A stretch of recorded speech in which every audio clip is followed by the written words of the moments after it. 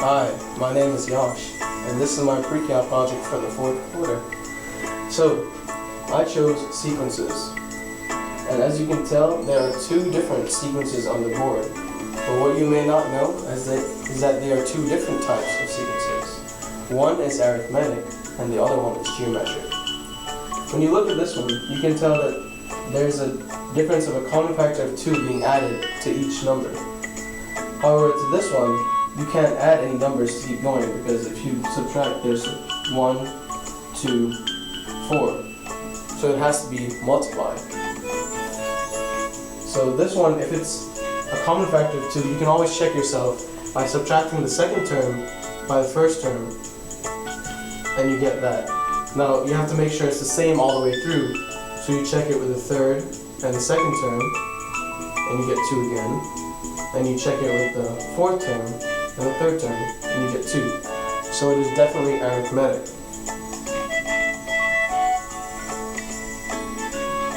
For this one, since you can tell that it's not arithmetic, you have to divide the same way. The second term by the first term, you get 2. And the third term by the second term, you get 2. And the fourth term by the third term, you get 2. So you can tell this one also has a common factor of 2, but it is geometric, not arithmetic.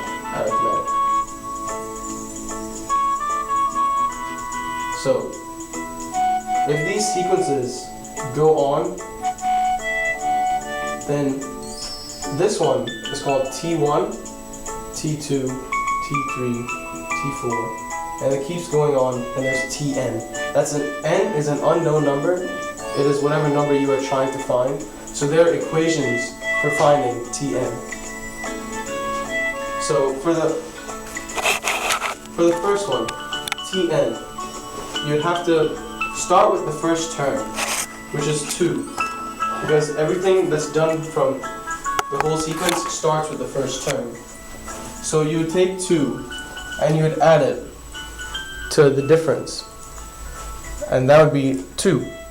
But because you don't know how many times it happens, you put the unknown and you subtract by 1 because you start with 1. So you can use x or n there, but I prefer to use x, and we'll test it out.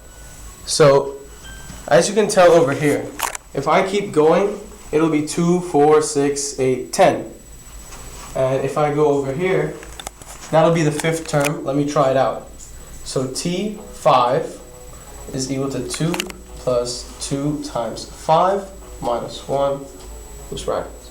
T5 is equal to 2 plus 2 times 4. T5 is equal to 2 plus 8. That is 10. And then there's a different equation for geometric sequences because it is not done the same way. So what you would do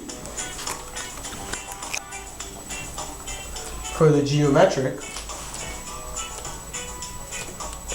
is you would take the first term just like that, and you'd still have Tn because it's the same thing, but instead of adding, you would multiply because it is multiplied by a common factor, and it would be by the common ratio of 2.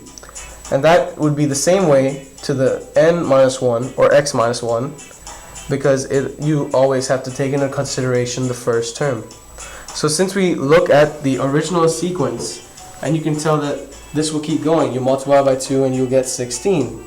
And that is your T5. We'll test it back out in the equation and see if it works. So T5 is equal to 1 times 2 to the 5 minus 1. T5 is equal to 2 to the 4. 2 to the 4, just to write it out, is 2 times 2 times 2 times 2. That goes down to 4 times 4, which is 16, which is the same thing. So, after you find whatever number you want to find, an important part in doing this is to find the sum of a sequence. There are different equations to find the sum for an arithmetic sequence and the sum for a geometric sequence. Let's use harder sequences, because these ones are very simple. So let's change these. Let's go to 3, 9, 27, 81. And right here, let's do 7, negative 5, negative 18, and let's go on until, let's see, negative 148.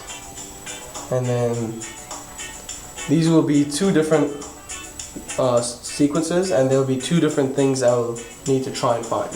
So for this one, we'll try and find the number of terms. Since we do know the last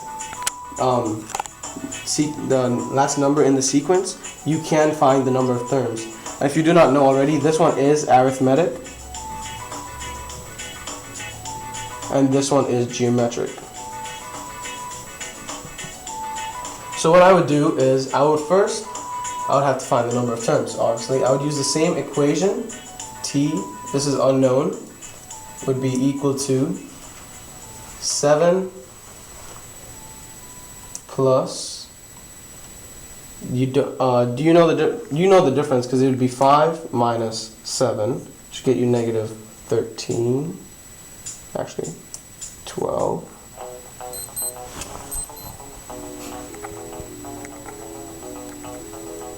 Okay, negative 12. My bad, I messed that up. Well, it'll get you negative 12, and you multiply by x minus 1. However, you do know the term that's the last term, negative 138. So you're trying to find x, which is the number of terms. So you do negative 138 minus 7, and then you divide by negative 12, which is equal to x minus 1. Wait. Okay, so I'll use my calculator to do this one. So that's 137 negative minus 7, which is negative 144, divided by negative 12. And then I get positive 12, which is equal to x minus 1. So then I would add 1 over, and x is equal to 13. That means there are 13 terms in the sequence. So since I do know that there are 13 terms in the sequence, I can also find the sum of the sequence.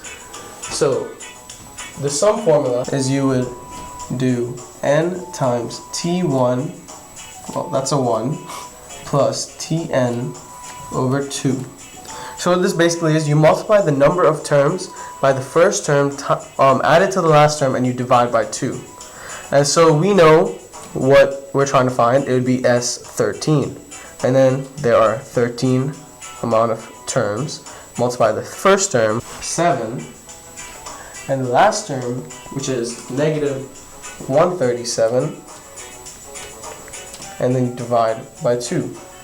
So the sum of the 13 terms is equal to 13 times negative 130 divided by 2. See, that simplifies 65. And then I'll use a calculator for negative 845. So now for geometric, it is different. So we can do the same thing. We can, let's see, put a term in the end to find. So I'll get 6,561. So I know that this is, in fact, a term in the sequence. But I'm not 100% sure which one it is. So let's find out. So what I would do is I would plug into the equation that I had, and it would be 6561 is equal to the first term times the ratio, which we can find out by doing 9 divided by 3, which is 3, 27 divided by 9, which is 3, 81 divided by 27, which is 3. So it's multiplied by the same ratio of 3. So it'll be 3 to 3 times x minus 1.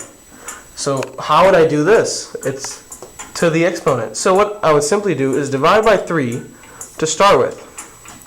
Now I'm going to need my calculator for that. So it would be 561 divided by 3.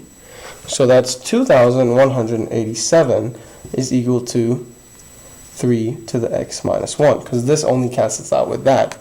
Because when it's multiplied, you can only cancel one of them out. When it's added, you have to do it to both. And now you have this, which is easy, because we used to do this in the first semester. You just take the log. It would be log base 3, because you go around like that. Log base 3 of 2187 is equal to x minus 1. So the answer so left is equal to x minus 1, and x is equal to 8. So that means that there are 8 terms in the sequence.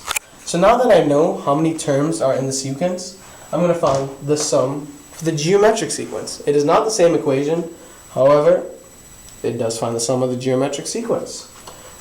For the sum of the geometric sequence, we would have the same Sn, because it's the sum, is equal to first term, then you multiply by 1 minus the ratio to the number of terms, and then you divide by 1 minus r. So what is all of this? You can tell that the first thing, t1, is the first number in the sequence, then it would be 1 minus r to the n, which is similar to what we have over there. Then you divide it by 1 minus 3. This answer simplifies to 9840. Alright, so there are also infinite sequences. I don't have time to talk about this, and I don't want it to keep going like LR's lectures, so that's all I got for you today.